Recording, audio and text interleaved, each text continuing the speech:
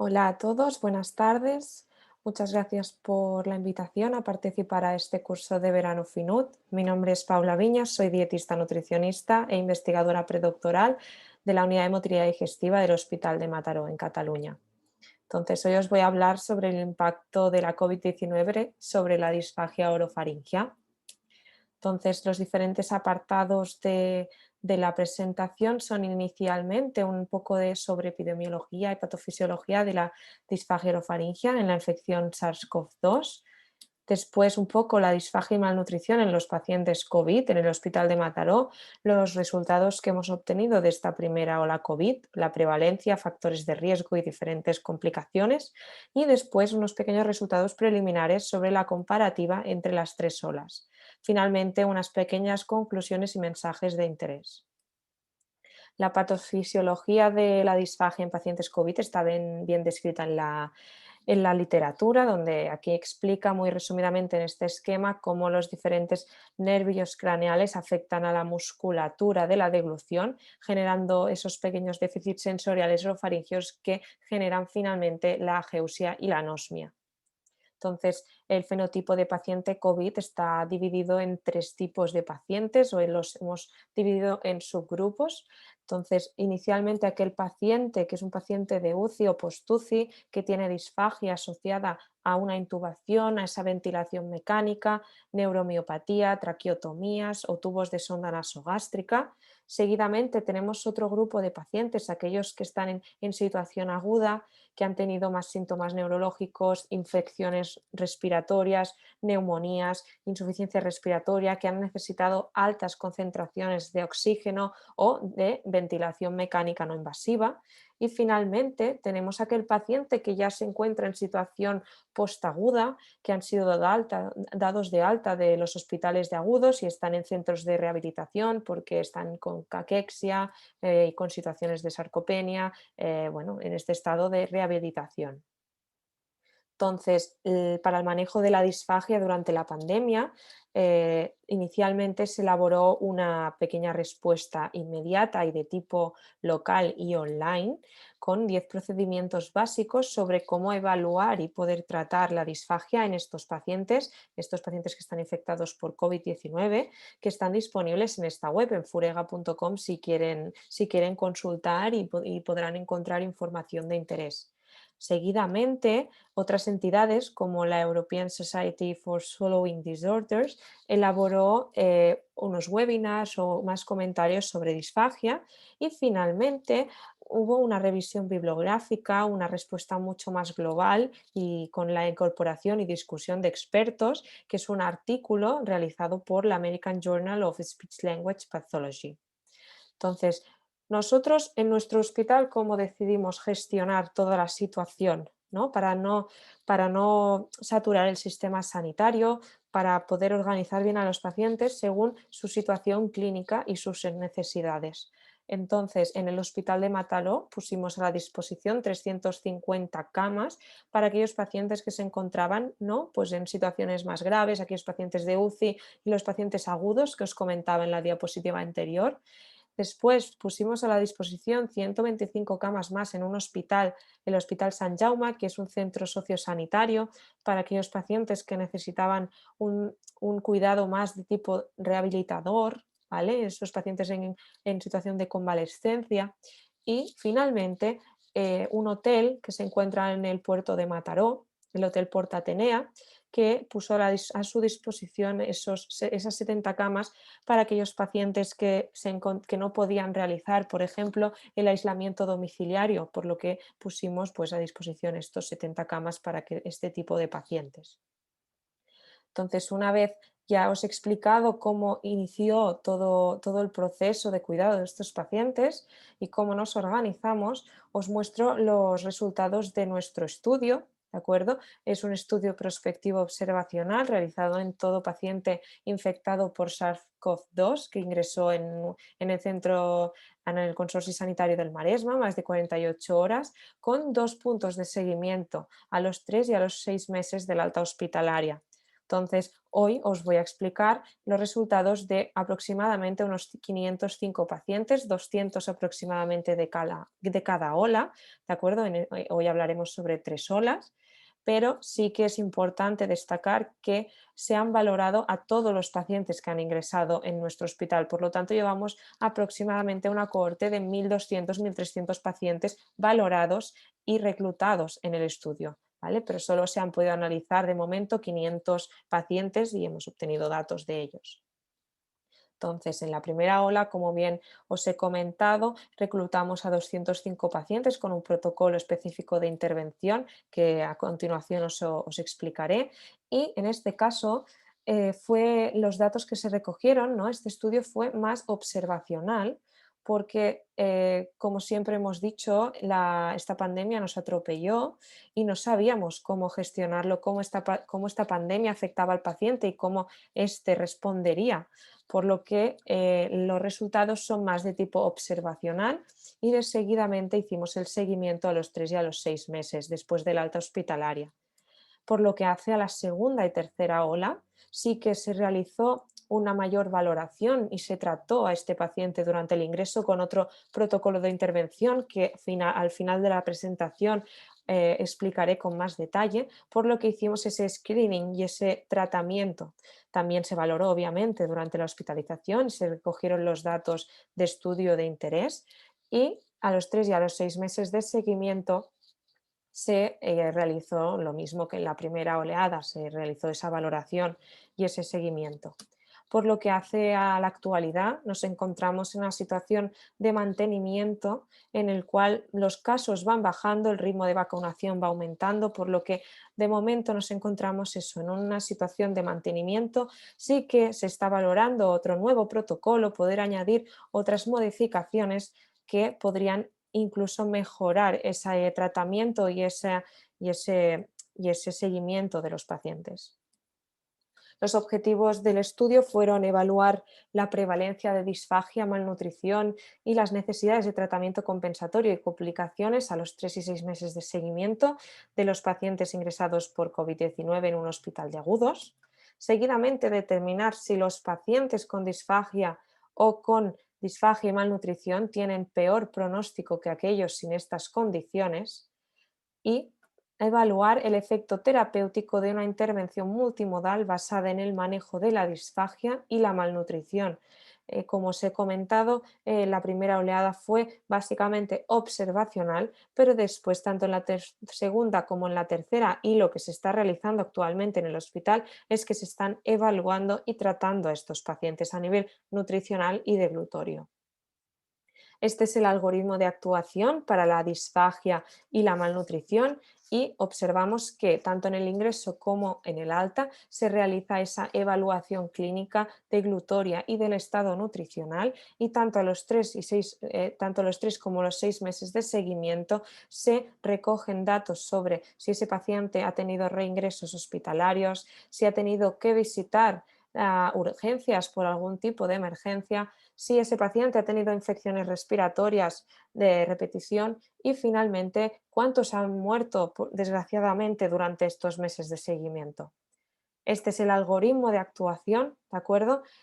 Un paciente que ingresa en el Hospital de Mataró, en Sant Jaume o en el Hotel Atenea, se hacía esta valoración clínica de glutoria y nutricional con todo el equipo de logopedas, de nutricionistas, de enfermería y todo el personal médico del hospital, médicos, etcétera, y inicialmente se adaptaba la dieta, por ejemplo, en el caso de los pacientes que tenían dificultades en la deglución, en la masticación, por lo que teníamos a la disposición esa dieta normal, la dieta de fácil masticación y la dieta de tipo puré. Después también se adaptaban los fluidos, su viscosidad, según si el paciente también presentaba alteraciones de la deglución, por lo que teníamos 3 opciones: aquellos pacientes que toleraban bien los líquidos, después a la media viscosidad a 250 milipascales y finalmente la alta viscosidad, que es a 800 milipascales. También importante los suplementos nutricionales. Aquel paciente que tenía riesgo nutricional o que nosotros consideramos que necesitaba el suplemento nutricional, se le prescribía. Entonces, este también se adaptaba el suplemento si el paciente tenía disfagia o no tenía disfagia orofaringia. Por lo tanto, ¿qué recogimos? Datos clínicos, se evaluó la deglución y la masticación, como pues con un screening inicial, una anamnesis específica con unas preguntas muy sencillas sobre cómo se encontraba el paciente en ese momento. Hablábamos con el paciente, si no era posible, con los familiares y si no, con la ayuda del equipo de enfermería y el personal médico para preguntar al paciente preguntas muy sencillas sobre, por ejemplo, si éste había tenido alguna dificultad al masticar y tragar una tortilla a la francesa, por ejemplo. Y también se pasaba el cuestionario ITEN.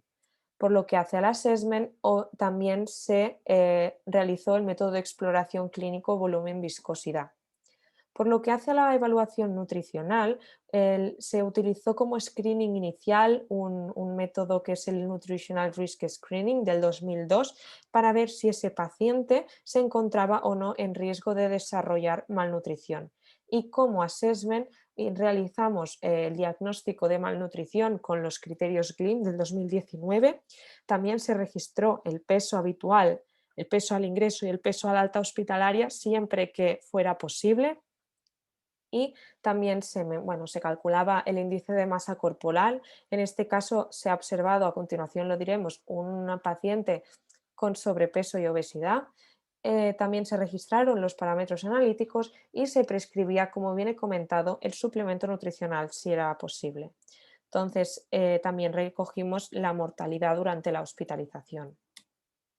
Estos son los resultados de la primera ola COVID sobre la evaluación de la deglución y la masticación y observamos que aproximadamente 5 de cada 10 pacientes tenían dificultades para masticar o deglutir algún tipo de alimento, ya sea líquidos o sólidos, y tenían más concretamente un 48% alteraciones de la eficacia y un 44% alteraciones de la seguridad.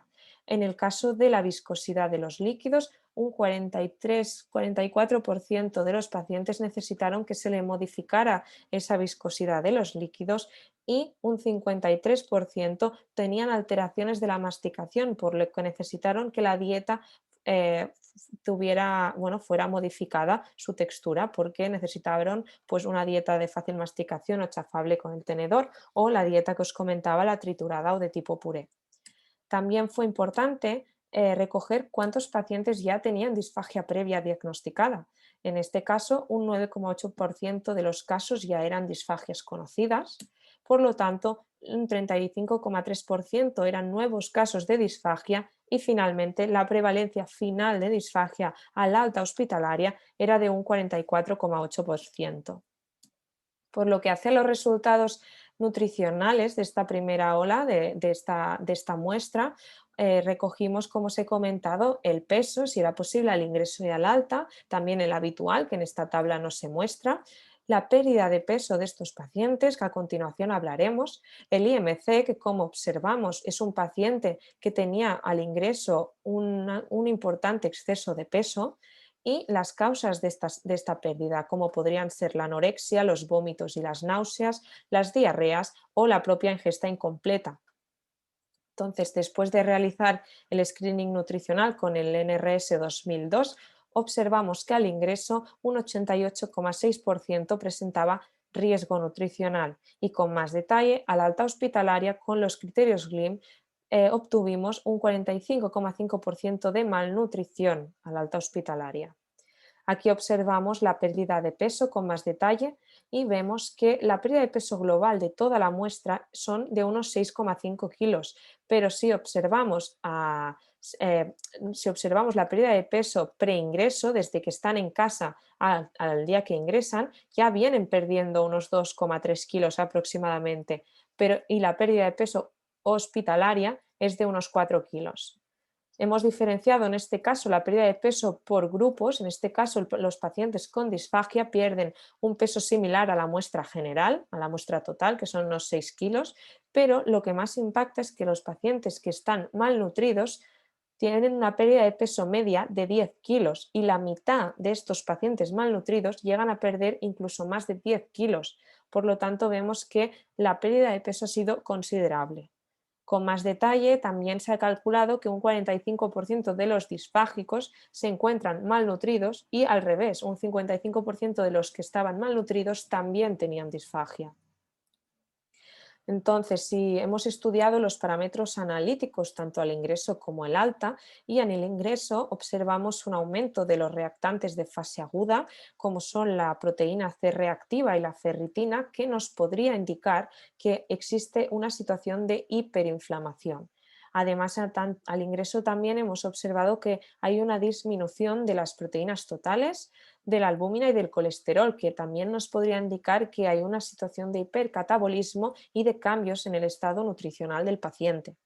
Por otro lado, al alta hospitalaria sí que se ha observado a nivel significativo que hay una gran mejora de los parámetros inflamatorios, pero en cambio no hemos observado mejoras ni cambios en las proteínas y en la albúmina. Aquí en estos gráficos, inicialmente en la parte superior izquierda, observamos los pacientes sin disfagia y los pacientes en negro con disfagia orofaringia y su estado de funcionalidad con el índice de Bartel. Y observamos que los pacientes con disfagia orofaringia presentan una reducción importante de su estado funcional durante la estancia hospitalaria y que nunca llegan a recuperar su funcionalidad basal.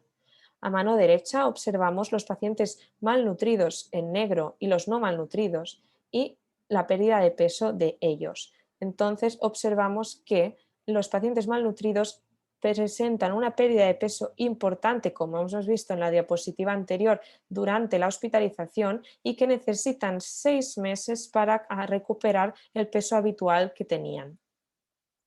Con otros datos importantes es un análisis multivariante de los factores de riesgo asociados a la disfagia al alta, a la malnutrición y a la mortalidad.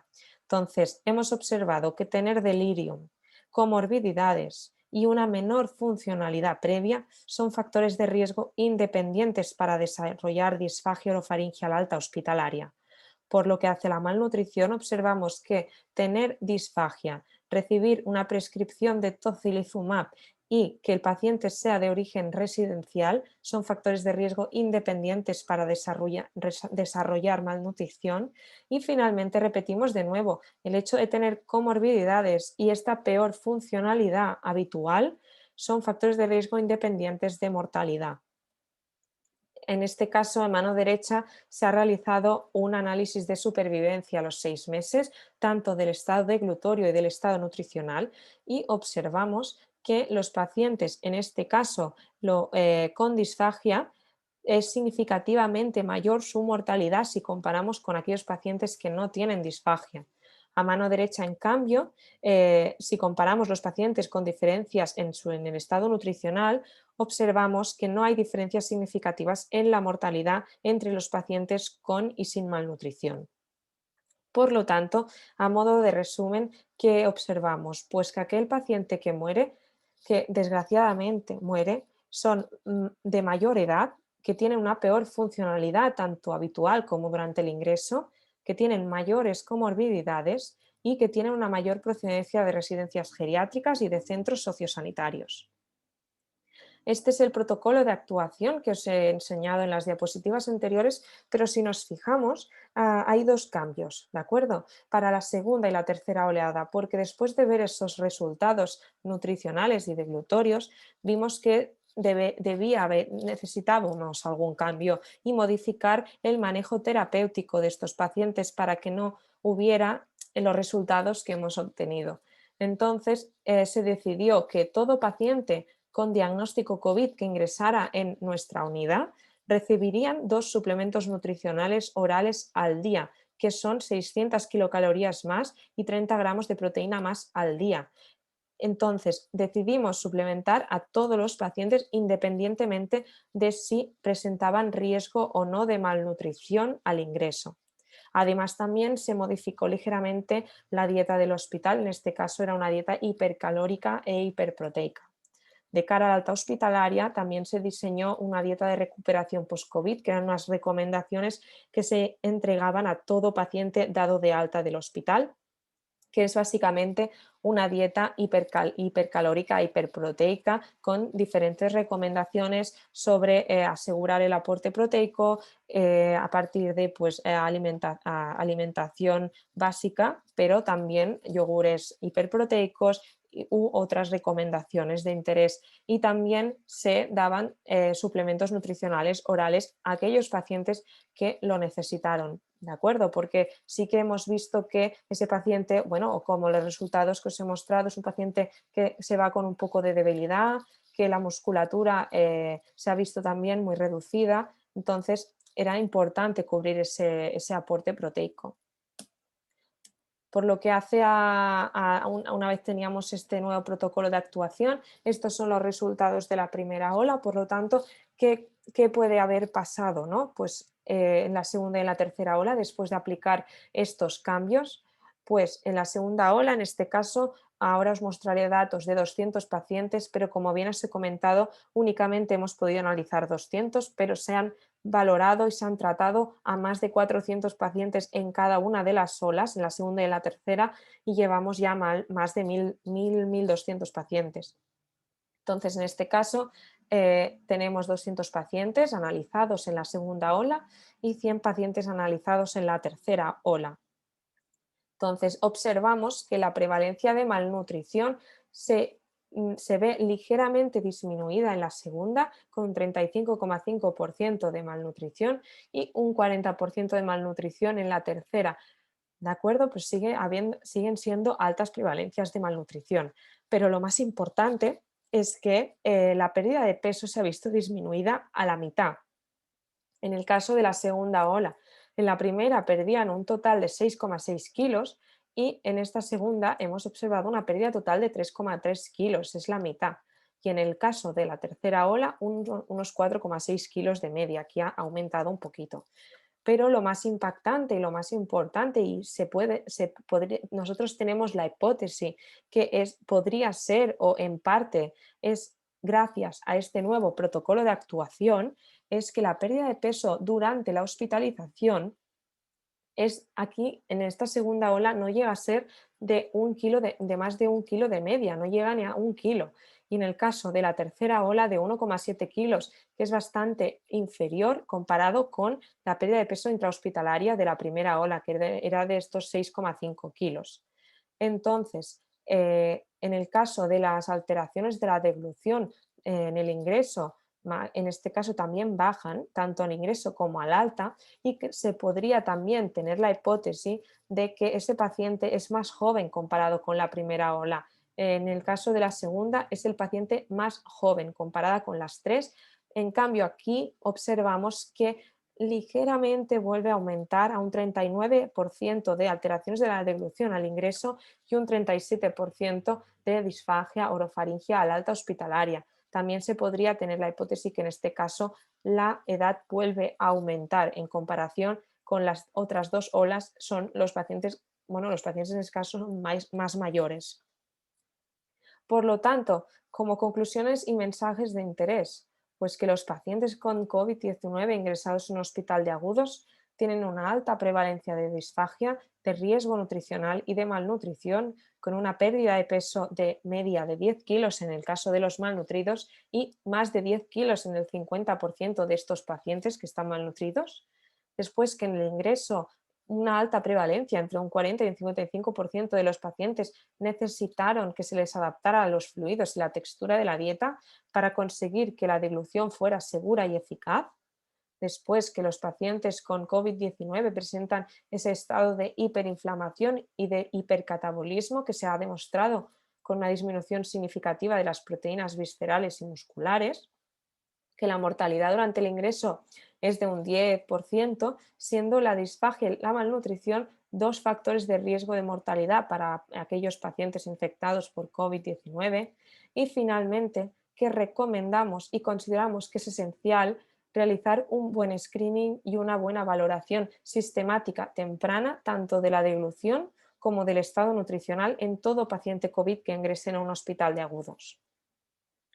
Y para terminar, bueno, muchas gracias a todos por estar aquí hoy y agradecer también a todo mi equipo, en especial al doctor Clavé, para hacer posible todo el trabajo, y también a FINUT, a la Fundación Iberoamericana de Nutrición, por darnos la oportunidad de participar en este curso de verano. Así que muchas gracias y un saludo a todos.